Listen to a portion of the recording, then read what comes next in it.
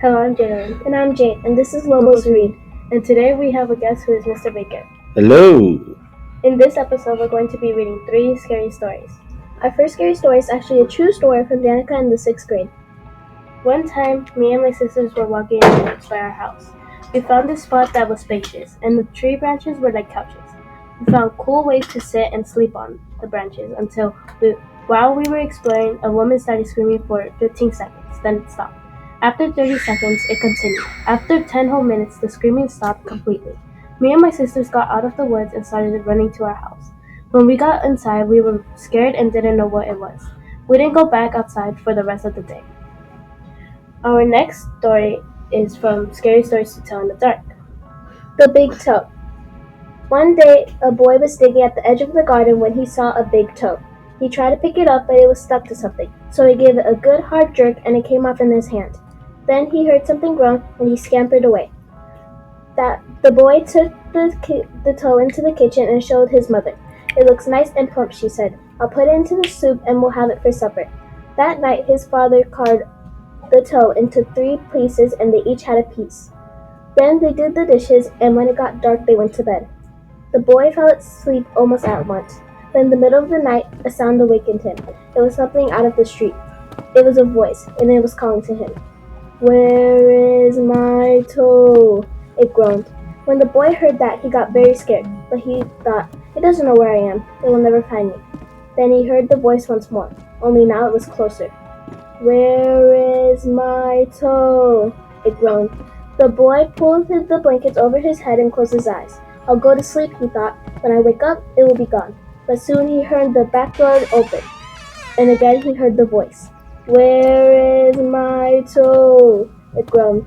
Then the boy heard footsteps move throughout the kitchen, into the dining room, into the living room, into the front hall. Then they slowly climbed the stairs. Closer and closer they came. Soon they were in the upstairs hall. Now they were outside his door. "Where is my toe?" the voice groaned. His door opened. Shaking with fear, he listened as the footsteps slowly moved through the dark toward his bed. Then they stopped. "Where is my toe?" the voice groaned. "You've got it!" And that's the end. This next story is called The Yellow Ribbon. Jane wore a yellow ribbon around her neck every day. And I mean every day, rain or shine, whether it matched her outfit or not. It annoyed her best friend Johnny after a while. He was her next door neighbor and had known Jane since she was 3. When she was young, he had barely noticed the yellow ribbon, but now they were in high school together, and it bothered him. "Why do you wear that yellow ribbon around your neck, Jane?" He'd ask her every day, but she wouldn't tell him.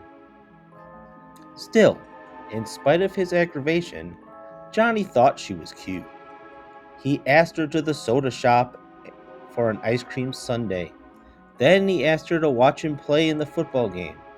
Then he started seeing her home. And come the spring, he asked her to the dance.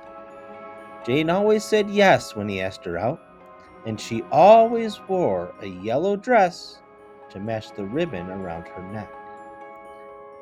It finally occurred to Johnny that he and Jane were going steady, and he still didn't know why she wore the yellow ribbon around her neck.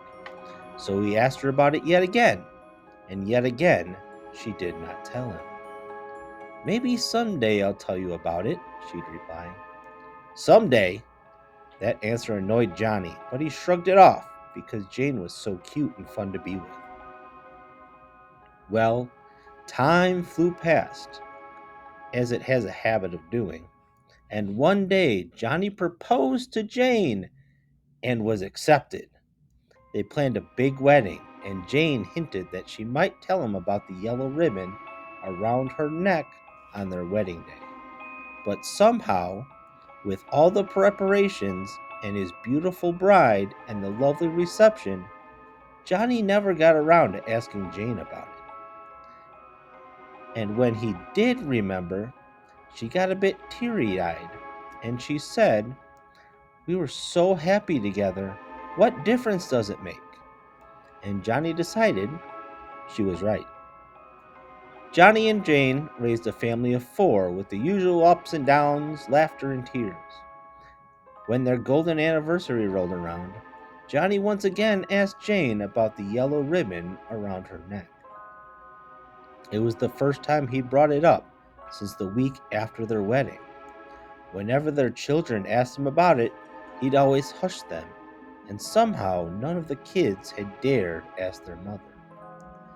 Jane gave Johnny a sad look and said, "Johnny, you've waited this long. You can wait a while longer." And Johnny agreed.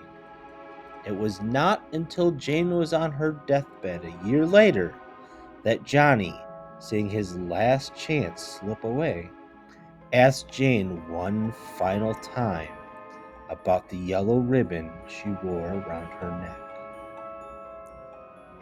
She shook her head a bit at his persistence, and then said with a sad smile, "Okay, Johnny, you can go ahead and untie it." With shaking hands, Johnny fumbled for the knot and untied the yellow ribbon around his wife's neck.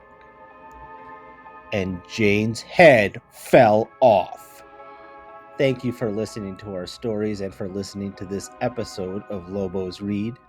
Until next time, I've been Mr. Baker. I'm here with Jade. And I'm Jade Owen. Happy reading.